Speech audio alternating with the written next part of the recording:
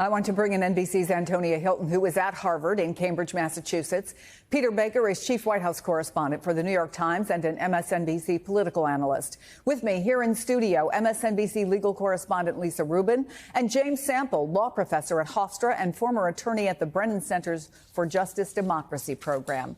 Lisa, give us a rundown. What happened in court today? What happened in court today, Chris, was very short, and you recapped it really nicely. The judge leaving in place a temporary restraining order, although telling the parties that they may negotiate some language about what that restraining order looks like. The reason today, though, was so short and wasn't what we expected is because at the 11th hour, the administration sent a letter to Harvard doing what it should have done all along, which is informing them of their notice to withdraw Harvard from the program that allows that to enroll foreign students. You'll remember that a few weeks ago, the administration went to Harvard and said, we are immediately revoking your certification under the CEVP program. That's the program that allows universities all over the country to enroll foreign students. Now they've sort of gone back on that and are abiding by the regulatory framework that exists for when you can terminate a university's program.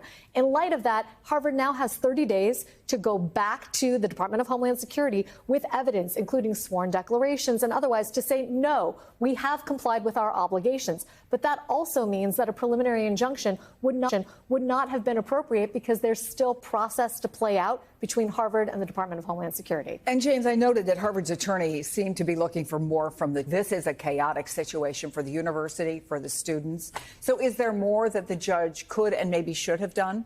Well, there's more that can be done in the future, but I think that the judge made the proper decision in terms of what she did today, in the sense that, as Lisa said, there are still processes to play out. And in a sense, the TRO here was not just about constitutional issues, First Amendment and the Fifth Amendment due process clause, but also about the Administrative Procedure Act, which basically says statutorily there's a process that you, the government, need to follow. It's not that the government doesn't potentially have the power to do some of the things that it's trying to do here. Potentially they do, but they have to follow the processes that are set forth in the law. And the judge is essentially saying on Friday, that didn't happen here. Now the government, faced with that ruling, faced with the specter of further consequences, further adverse rulings, is essentially, we're at a pause. This is a stay. That's a totally appropriate thing for a TRO. And essentially saying, come back to us. We'll see where we are. It may be 30 days. It may be less than that. But I think it's appropriately cautious on the part of the judge to say, we'll see before we make any further rulings. Harvard's not in an enviable position here, even though they're likely to keep winning. They would argue they're in a terrible position. Absolutely. And their students are in a terrible Absolutely. position, right? Well, let's go to Harvard. Antonia, what is the mood on campus today? It is graduation day, after all. Should be all celebratory. Well, the good news is a lot of the students here are still celebrating, and there is this sort of air of defiance baked into all of that. There is not a single person here who is not aware of the split screen, that they're here in the Harvard yard, reflecting on the last 4 or so years of their lives, while there are lawyers in there trying to defend essentially the rights of other students to come to this campus and engage in the same community. That's on everyone's mind at the moment. The reality is, though, that even with this restraining order in place, even if Harvard keeps winning, it has destabilized everything. So if you are, say, 17 or 18 years old and you are planning to come to the United States for the very first time this fall, no matter what you're really told, you're probably a bit shaken right now by this news. And in fact, that was on the mind of one international student that I spoke to this morning before he processed into graduation. Take a little listen to our conversation. Trump's threat against Harvard are truly hanging over this, because without the international students, Harvard is not Harvard anymore. We might be the last international class in a while. Everyone is truly uniting and realizing that, what Trump is doing, it's a full-on assault on our university. We saw President Alan Garber get a standing ovation this morning. He got a standing ovation yesterday at another pre-graduation celebration. He's become something of a folk hero now here in the Boston area, and not just to Harvard students and faculty members, but actually to people at all the universities that are very afraid that the kind of conflict that we see playing out at this campus is soon going to come to them. What I keep hearing from faculty, even conservative conservative faculty who perhaps agree with the Trump administration on some of their accusations or broader ideas, is that what's at stake here is, are we going to allow the President of the United States to be able to tell private or public institutions of higher learning what they can teach, who they can hire and give tenure to, and really reshape and try to mold schools into their specific ideological project? Everyone on both ends of the spectrum here at this school, in this area, they reject that.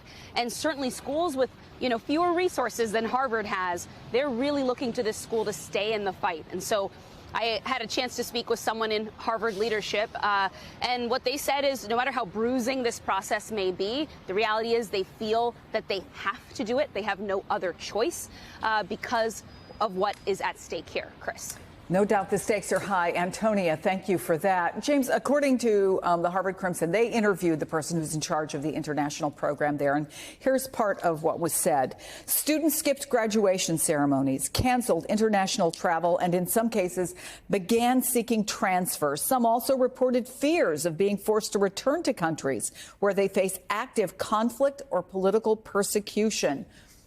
Did they have reason to be afraid? Because this hearing, again, while it may be legally appropriate, was not necessarily helpful to them in the way they wanted it to be. I think that's a very well-framed question, Chris. I mean, the students here are collateral damage in the Trump administration's personal vendetta against an institution and against institutions of higher learning in general, right? The students are the ones who will suffer the consequences, but so will American soft power. We've seen this in other contexts as well. It's not just that these students come to the United States and then, do wonderful things in our universities and help our research and help grow the American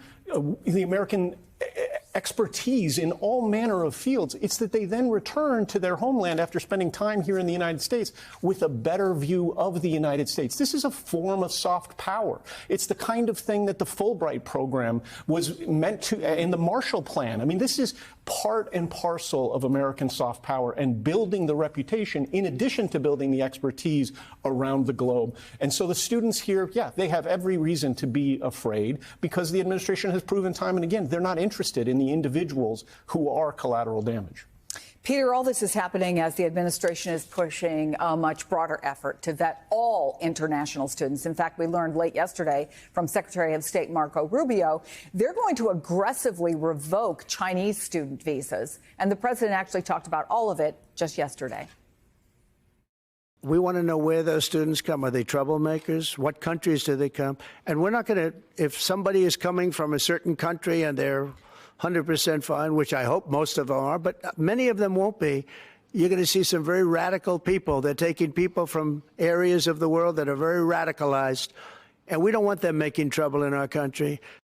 Or maybe they're fleeing the radicalization. So, Peter, it begs the question, does the White House have a plan to uncover these supposed troublemakers? When they talk about vetting social media or digging into people's backgrounds, do they have any real plan or idea of what exactly they're looking for?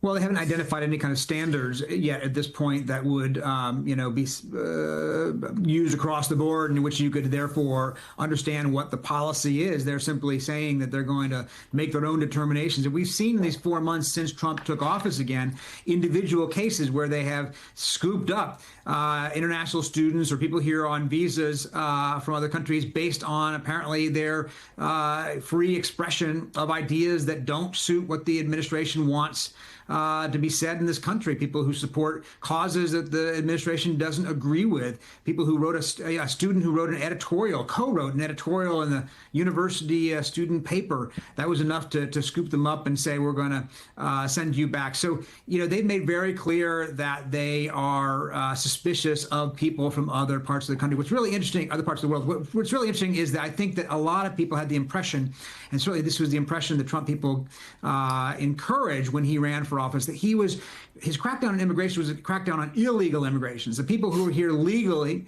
had nothing to worry about with him. But in fact, actually, what we've seen in the 4 months since he took office again is a much more wide-scale attack on immigration more broadly, including people who were here legally under various programs, either student visas, under refugee programs, under temporary protected status programs.